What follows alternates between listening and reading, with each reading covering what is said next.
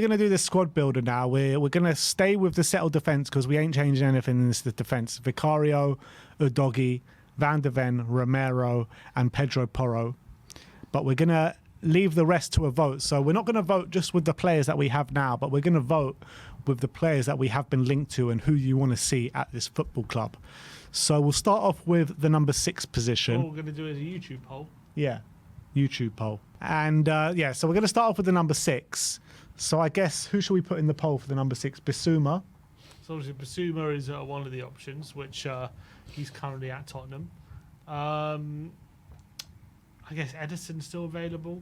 He would have to be an option. Onana has having a great Euros in Belgium at the moment.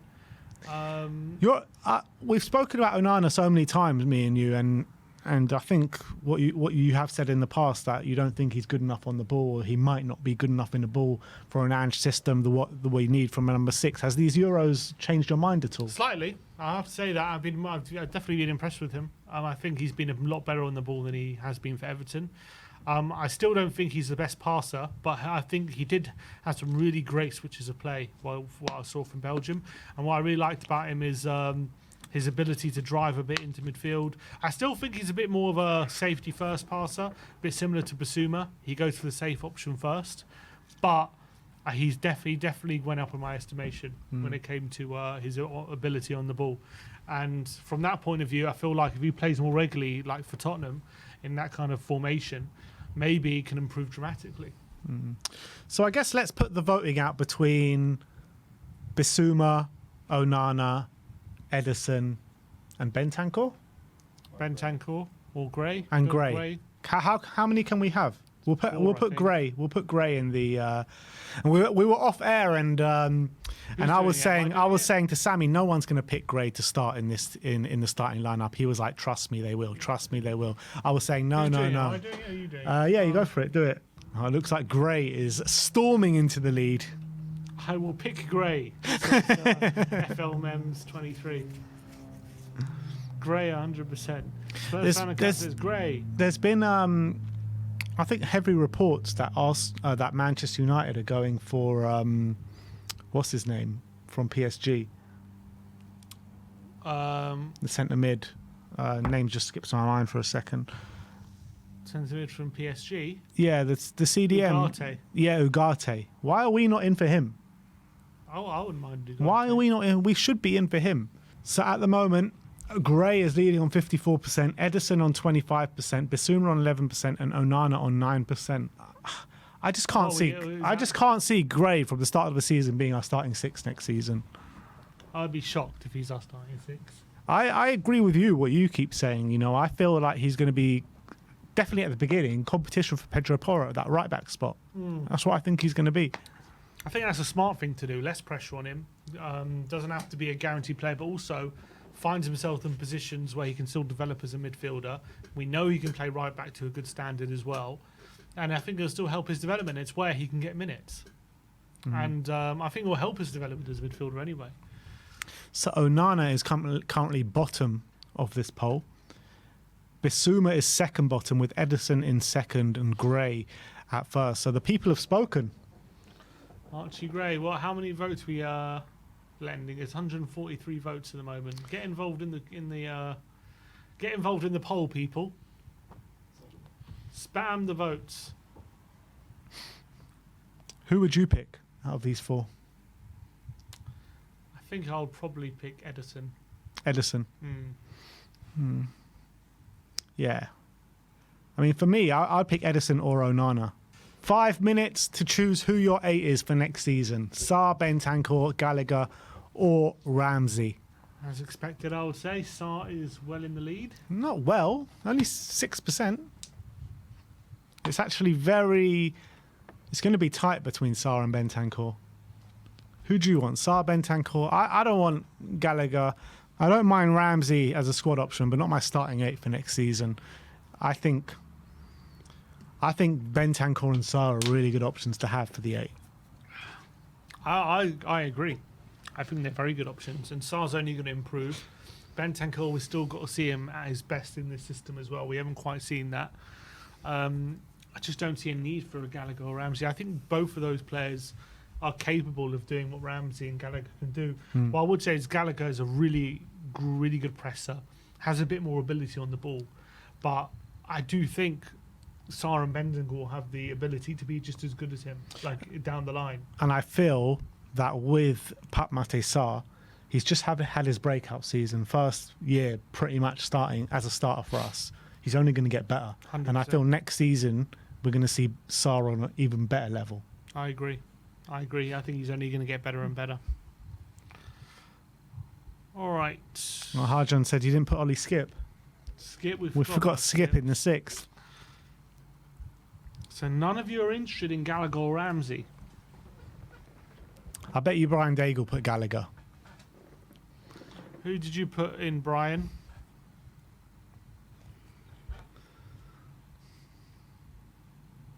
Brian Daigle put Sarr. Ramsey too injury prone. Bentancourt is off. And Gallagher, I would rather off? Dora the Explorer. Brian thinks Bentancourt's leaving. What are you chatting about, Brian? Maybe that offers him not playing too well. Explain yourself, Brian. There was a funny press conference, wasn't there, with Bielsa and Bentancourt last week? Yeah. Did you see it? I saw bits of it. When he said Bentoncourt completes the pitch. Completes the pitch, and he goes. Yeah, do you remember that time I likened you to a Brazilian midfielder? And Bentancourt goes, yes. And he goes, do you remember who that midfielder was? And Bentancourt goes, no. And then Bielsa goes, well, it's. I'm so proud to see that all my players take so much notice in what I say. Love that. So at the moment, Sarr is winning. Bentancourt's percentage is going down.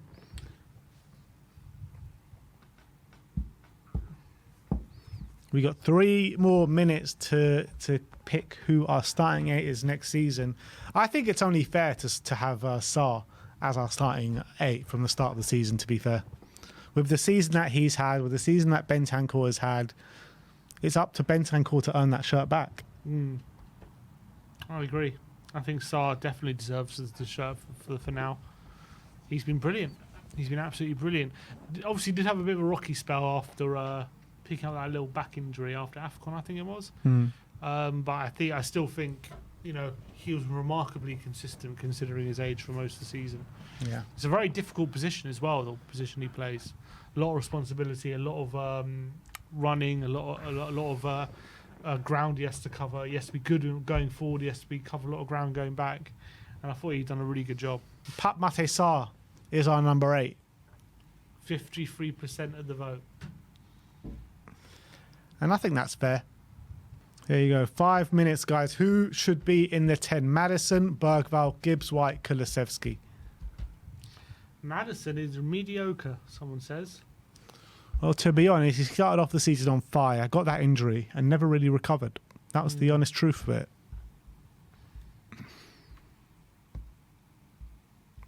Oscar Peters says, not Gibbs White. He's extremely overrated. Extremely.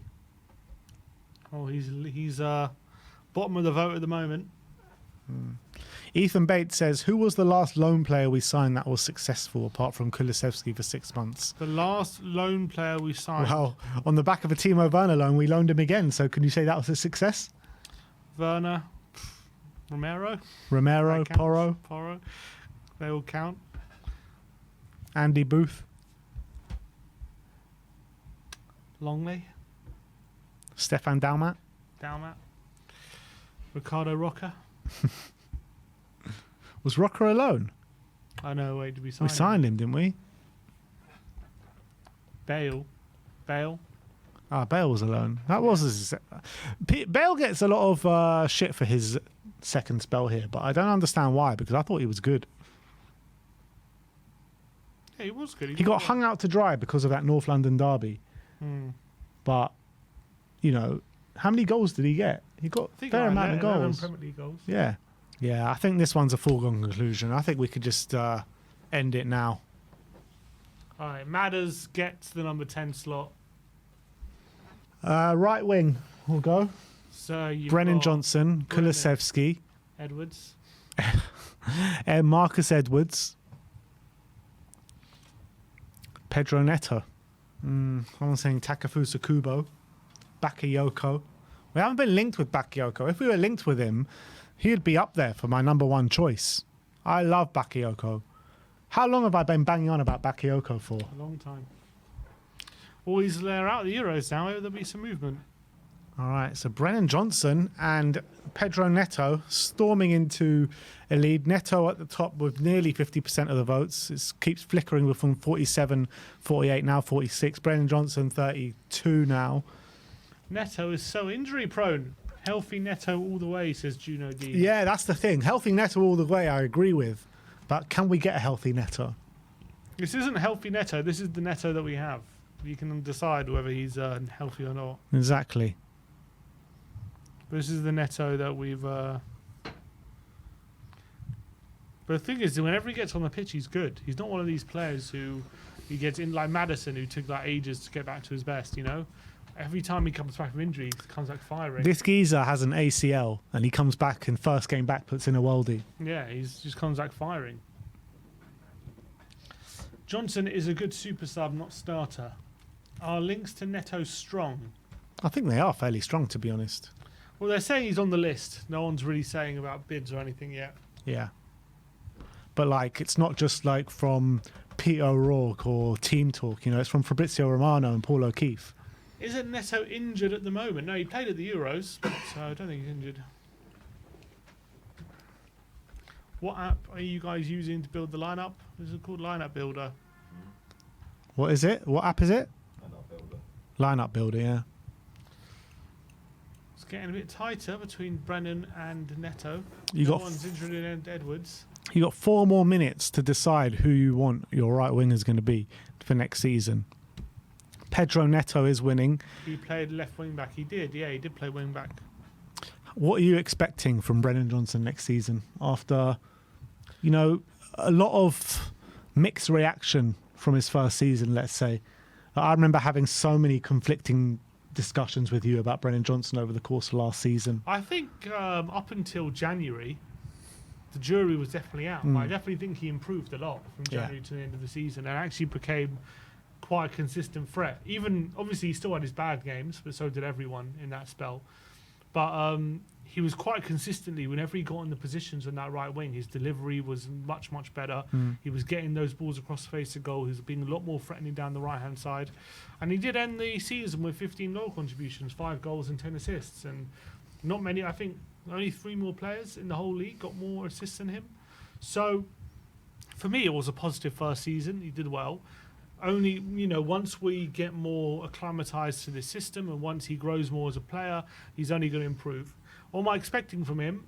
I think more goals, I would say, hopefully. I'd say if he can get closer to 10 goals, that'll be good.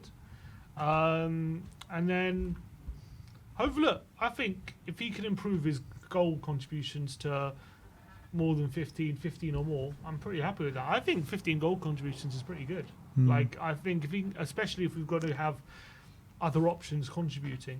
The problem with Brennan getting 15 goal contributions isn't that he got that, it's that a lot of the other wingers didn't get that.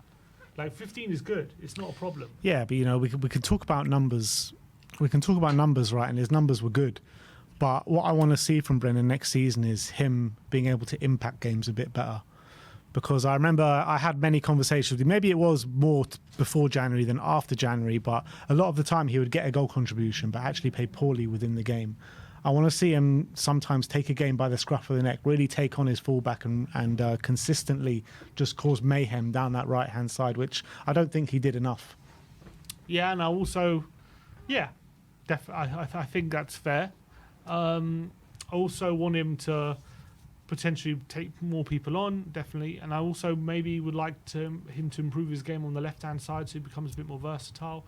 But I think I'm expecting a bit more from him next season, and definitely in front of goal. I felt like in front of goal, you know, for Forest, he was a really good finisher. We haven't really seen that at Tottenham, so I want to see more of that side to him as well. All right. Where are we at? 4 minutes. You've got less than a minute, guys, to get your votes in. We've got 273 votes so far. Pedro Neto is winning, but if we have a late flurry of votes for Brennan Johnson, you never know. Brennan could be getting in there. Come on. Keep voting, people. Well, that's the 5-minute mark. All right, Neto. Pedro Neto. I guess the good thing as well is that if you do bring in a Pedro Neto, having the options of him and Brennan Johnson on that right-hand side is brilliant, isn't it? I think so. And those are two really good options, different options as well. And also, you still got Decky there who can fill in on that side as well. So that would be great options. All right. And what I like about Brennan is he's got a good availability. He's usually available a lot, isn't he? Doesn't get injured too much. Exactly. Let's go to the number 9. We're going to go for Heung-min Son, Richarlison, Santiago Jimenez, and Tony. No, who was the other striker we were linked to heavily recently? Jonathan David. Oh yeah, Jonathan David. That's it. Yeah, we should include him. I think maybe if you're thinking of voting for Heung-min Son, bear in mind he will be in the vote if he doesn't win this for the vote for the left winger as well. So it depends where you want. Who's the other striker? Tony. I think Tony over. Okay, Tony, David, Son, Richarlison. I think Tony is leading. Is he? Tony is leading. Yeah. Wow. Son is losing. Son is bottom. I am surprised. Tony currently leading the way ahead of Jonathan David, ahead of Son and Richarlison. I didn't think people would be down the Tony train, but seems as though they are. I think Tony could actually be a realistic option. I've always questioned his attitude because of what I've seen in the past on social media and stuff like that. And there is just something when I see him talk in interviews and stuff that just doesn't sit completely right with me. And, you know, he was getting a hump with Southgate not bringing him on, which I can understand because England were playing poor and they needed more attacking impetus, and he's just sitting there on the bench with many other players. And I'm sure other players would have got the hump as well. But maybe it's the way he comes across that just doesn't really sit right with me. But if you're looking at him with from just a footballing perspective, I think he probably is the best one from this list. I believe. In terms of what we need, I would say, probably, because David I think is really good, but he offers I think he's just a more physical version of Son and a less clinical version of Son, I feel. Richarlison doesn't have the hold-up play Tony does. And I think that's kind of what we're missing, a player who can really hold his play with a back to goal. And also a real aerial threat. I mean, Richarlison's good in the air, but I think Tony's a bit better. So I think in terms of the kind of profile we're missing, I think Tony probably fits it a bit better than David, but I would be very interested in David coming in as well. Yeah. So you prefer us to sign Tony then? Over David?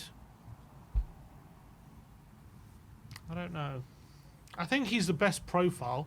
He's a better profile than David for what we need. Age, but he's obviously a bit older than David. Probably fee-wise going to be a bit more expensive than Jonathan David.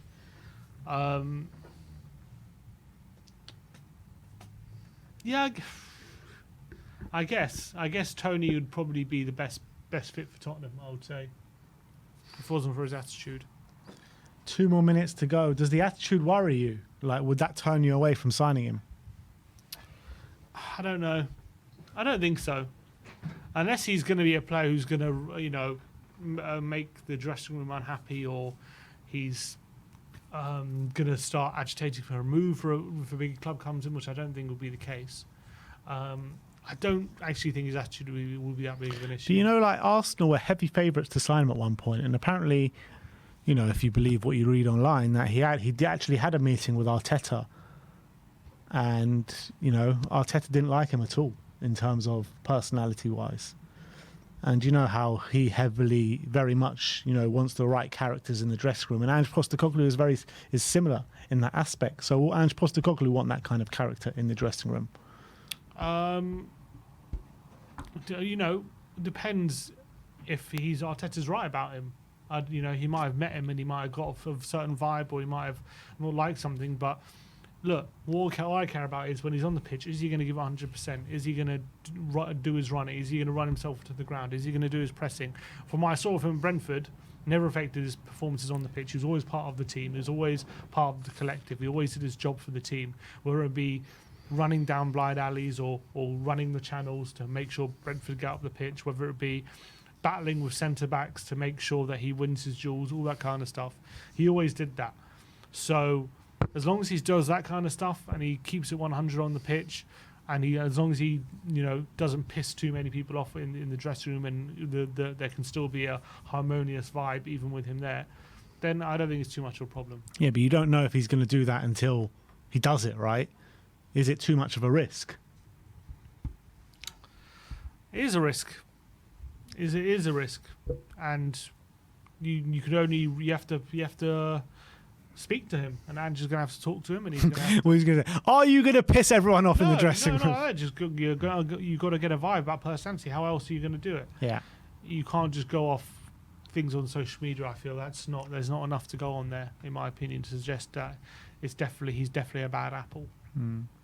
Well, Tony has won it. 44%. Tony. 26% or 25% now for Jonathan David, 16% for Richarlison, and 15% for Heung-min Son. You don't like Son as a striker, apparently. Wow. And we move over to the last position in the starting lineup, which is the left winger. So obviously you got Heung-min Son, Desiree Douye, Timo Werner, and who's going to be the last one? Eze? We'll put Eze in there. Nico Williams. Nah, I think that's too unrealistic. You guys got to be picking Son for this. Surely it's Sonny. I think I'm going to pick Eze. They're going to pick Eze because Eze's all new and shiny, and yeah, I'd love to see Eberechi Eze through the door. But Son is a better player than him, in my opinion. Son is absolutely smashing it out in front. Come on, Sonny. Son has got to win this. We trusted you, viewers, and you're repaying the trust.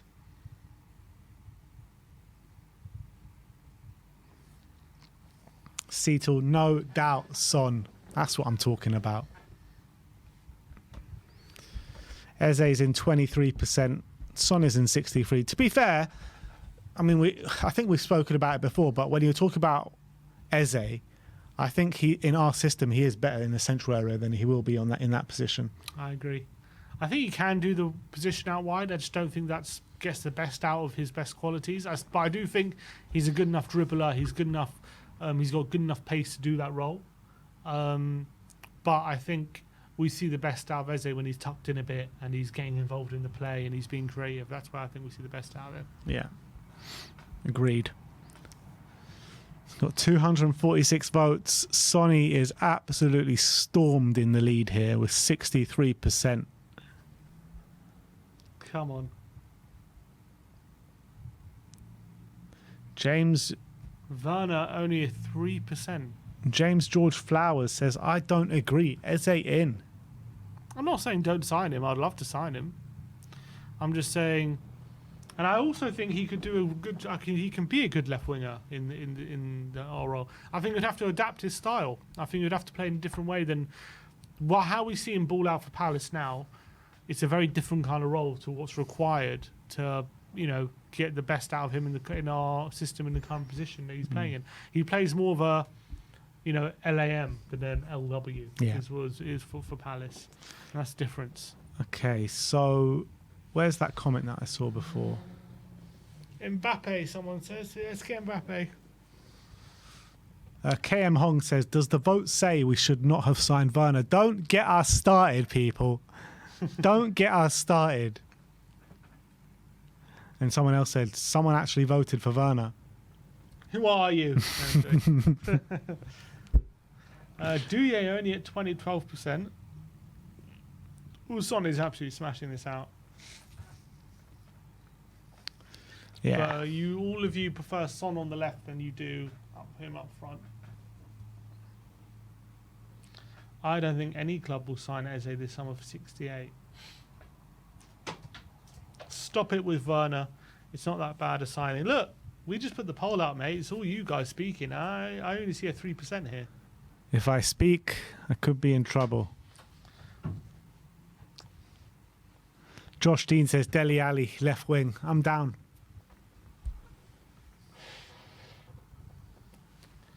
Again, I don't not like Werner. I just think it's a waste of a squad space, if it's especially as he's only on loan, and I just don't think he's that great. I don't think he's bad. I think he's a good player, can do a job, but like if we didn't sign him, we could get Douye, and we could get another winger there, or we can have Son there, and it just doesn't. And we don't have to worry as much about clogging up and what's called other. Squad issues about having too many foreign players, because we could sort that issue out, but we decided to get him, and I just feel like it causes more issues than it solves. Yeah.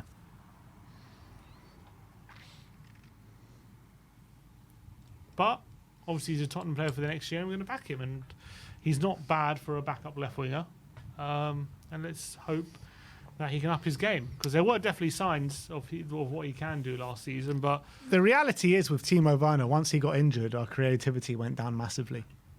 It's also true. But I think we can safely put Son on the left wing here. We've got a minute to go. He has absolutely stormed into the lead. Nobody's catching up. Nice Heung-min Son. I think one more poll. With this team, where will Spurs finish? So let's see this team. We've got Big Vic in goal, Udogie, Van de Ven, Kuti, Porro, Gray, Sarr and Maddison in the midfield, with Son, Neto and Tony up front. Good squad options as well when you're looking at the players on the bench. You've got Lucas Bergvall, you've got Brennan Johnson, you've got big Timo Werner, Desiree Douye hopefully, maybe a new midfielder as well. Radu Dragusin, Bentancur. All right, the poll is out, people. Where will Spurs finish? Champions, top 4, Europa Conference, or mid-table? Champions.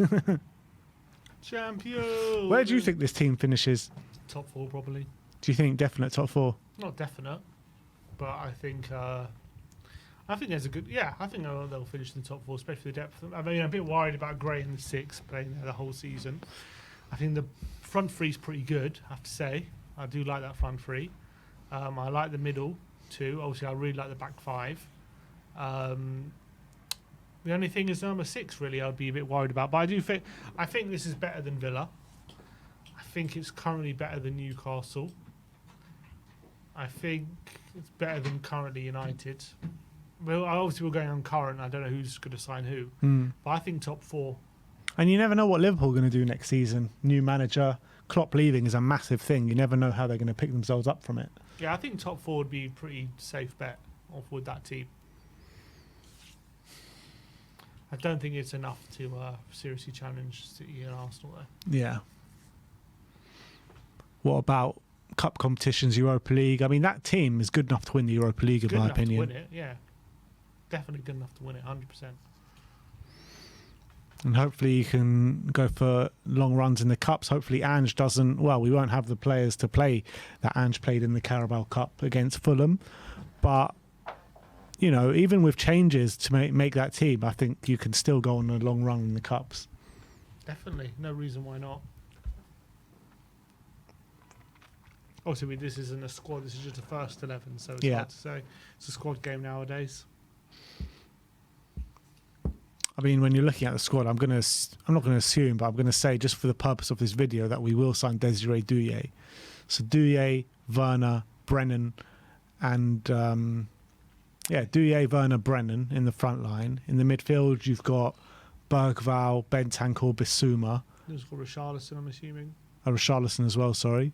In defence, you do need cover for Van de Ven and Udogie, unless Ben Davies is going to be there. Radu Dragusin. No cover for right back if Archie Gray is going to be starting. But I guess if Porro's injured, you shift Archie Gray to right back, and then you move a Bissouma into the number 6. Then obviously Vicario, we've got 3 sub goalkeepers. So I mean, there is adequate cover there, apart from maybe the left side of defence. Which I think we are still looking to sign, aren't we? Still looking to sign someone there. Yeah, but day goes by, every target gets pinched. Right, going to be Calafiori. Well, maybe, you know, cast your mind back to the predictions. Maybe we should be going for a Dean Hyson. 25 million, apparently, Romero I think Romano says that he's going to be going for. All right. What have we got here? 3 minutes. I think it's pretty much signed, sealed and delivered that you guys think Spurs are getting top 4 next season. Would you guys be happy with top 4? Is that what our aim should be next season, top 4 in a trophy? Because that's how I said what our aim should be last season, but then I don't think it was kind of realistic when you're looking at it was just the first year of a project. I was quite happy. That should always look. You should always aim high. Just because you didn't hit that aim doesn't mean you failed necessarily. It just means you weren't quite good enough. But I think there was a lot of positives. But I think definitely that for Spurs as fans, that should be the aim.